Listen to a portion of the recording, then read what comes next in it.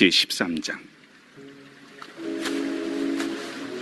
그날 예수께서 집에서 나가사 바닷가에 앉으시매 큰 무리가 그에게로 모여들거늘 예수께서 배에 올라가 앉으시고 온 무리는 해변에 서 있더니 예수께서 비유로 여러 가지를 그들에게 말씀하여 이르시되, 씨를 뿌리는 자가 뿌리러 나가서 뿌릴새 더러는 길가에 떨어짐에 새들이 와서 먹어버렸고, 더러는 흙이 얕은 돌밭에 떨어짐에 흙이 깊지 아니하므로 곧 싹이 나오나 해가 돋은 후에 타서 뿌리가 없으므로 말랐고, 더러는 가시떨기 위에 떨어짐에 가시가 자라서 기운을 막았고, 더러는 좋은 땅에 떨어짐에 어떤 것은 100배, 어떤 것은 60배, 어떤 것은 30배의 결실을 하였느니라.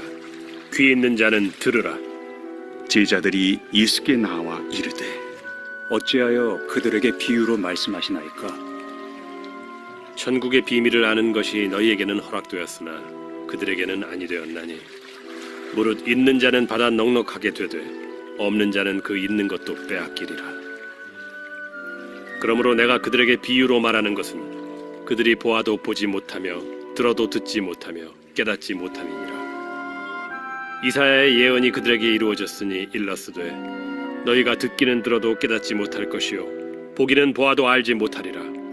이 백성들의 마음이 완악하여져서 그 귀는 듣기에 둔하고 눈은 감았으니, 이는 눈으로 보고 귀로 듣고 마음으로 깨달아 돌이켜 내게 고침을 받을까 두려워함이라 하였느니라. 그러나 너희 눈은 봄으로 너희 귀는 들음으로 복이 있도다. 내가 진실로 너희에게 이르노니 많은 선지자와 의인이 너희가 보는 것들을 보고자 하여도 보지 못하였고, 너희가 듣는 것들을 듣고자 하여도 듣지 못하였느니라. 그런 마태복음의 주제는 하나님의 나라입니다. 마태복음에는 예수님의 5편의 설교가 기록이 되어 있습니다.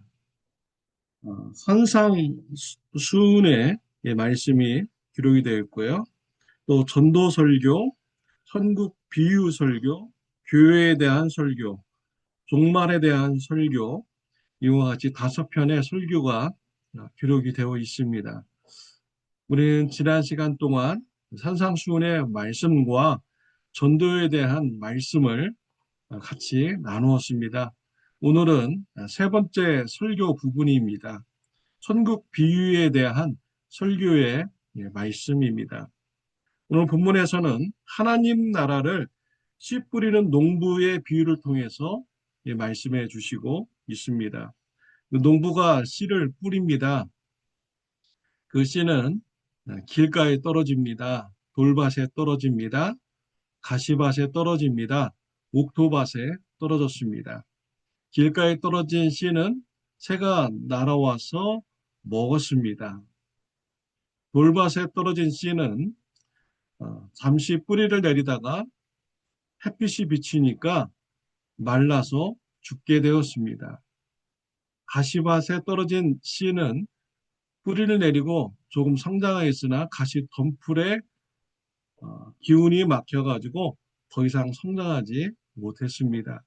옥토에 떨어진 씨는 100배, 60배, 30배의 열매의 결실을 맺는 이런 성장을 하였습니다.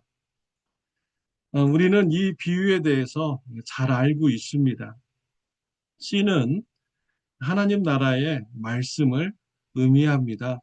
그리고 4가지의 밭은 우리 말씀을 받는 사람들의 마음을 말하는 것이지요. 길가와 같은 마음을 가진 자, 하나님의 말씀이 떨어졌을 때 그 말씀을 받아들이지 않는 자들입니다. 그럴 때 사탄이 와서 그 말씀을 가져가 버립니다.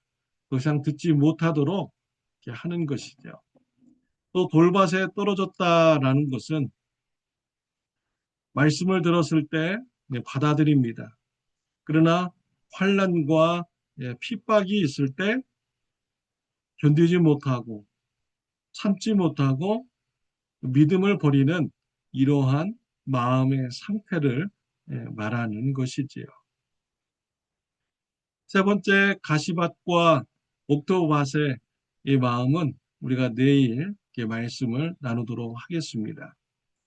길가에 떨어진 자, 그가 말씀을 받아들였다면 어떻게 되었을까요?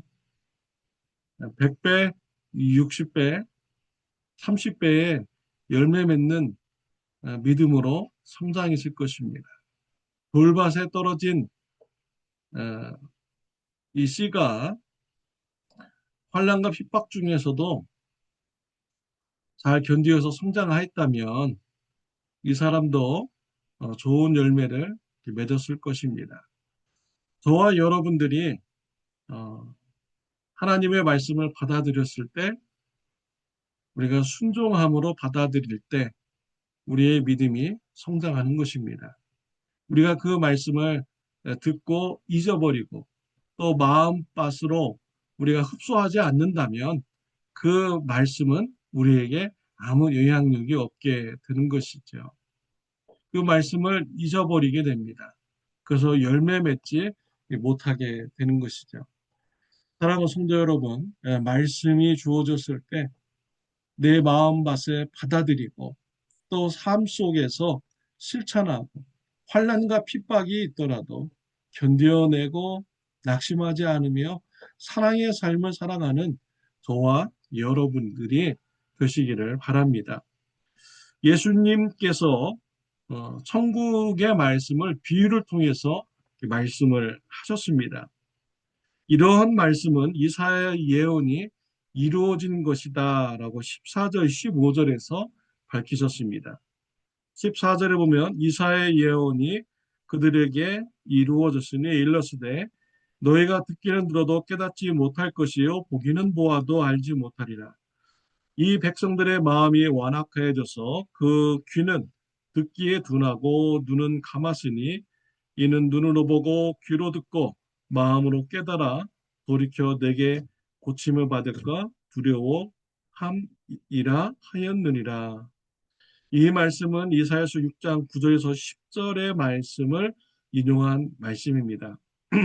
하나님께서 그의 백성들에게 선지자들을 보내어서 우상 섬기는 죄에서 회개하고 돌아오고 하나님의 말씀에 순종하는 삶을 살으라라고 여러 차례 선지자들을 보내서 경고했습니다. 권면했습니다.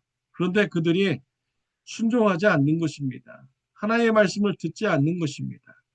그러자 하나님께서 이제는 하나님의 말씀을 비유를 통해서 가르쳐 주신다라고 했어요. 왜냐하면 더 이상 듣기 싫어하는 자들이 그 말씀을 들어도 이해하지 못하도록 하기 위해서 하나님께서 이사야 선지자를 통하여서 비유로 하나님 나라를 가르치신다라는 이런 말씀을 주신 것입니다. 얼마나 슬픈 일입니까? 완악한 마음을 가진 자들, 하나님 말씀을 이제는 들어도 깨닫지 못하게 되는 이러한 처지가 되는 것입니다. 그러나 하나님께서는요, 은혜를 베풀어 주시는 분입니다. 하나님의 말씀을 들었을 때, 내가 깨닫지 못하였을 때, 하나님 알려주세요. 깨닫게 해주세요. 라고 간구하는 자에게는 하나님께서 그 말씀이 깨달아지도록 하나님께서는 역사하여 주시는 것입니다. 그래서 우리가 말씀을 들을 때 그 말씀으로 이해하려고 하고 순종하려고 하는 이러한 기도의 자세로 나간다면 하나님께서 은혜를 베풀어 주십니다. 정말 이 영적인 말씀은 신비합니다. 교회에서도요, 믿음을 가지지 않은 자가 와서 말씀을 들을 때 그 사람은요, 아무리 쉽게 얘기를 해도 그 말씀이 이해가 되지 않습니다. 그러나 믿음을 가진 자는요, 아무리 딱딱하게 얘기를 해도 그 말씀 안에서 많은 은혜를 받습니다. 또 믿음의 성장이 있게 됩니다. 영적인 하나님의 말씀에는 정말 신비한 일이 있게 되는 것이죠. 예수님을 믿는 그 순간에 전에는 이해가 되지 않았던 이런 말씀이 예수님 믿는 그 순간 갑자기 이해가 되고 모든 것이 다 꿰맞춰지는 이러한 체험이 또한 믿는 자에게 있게 되는 것입니다.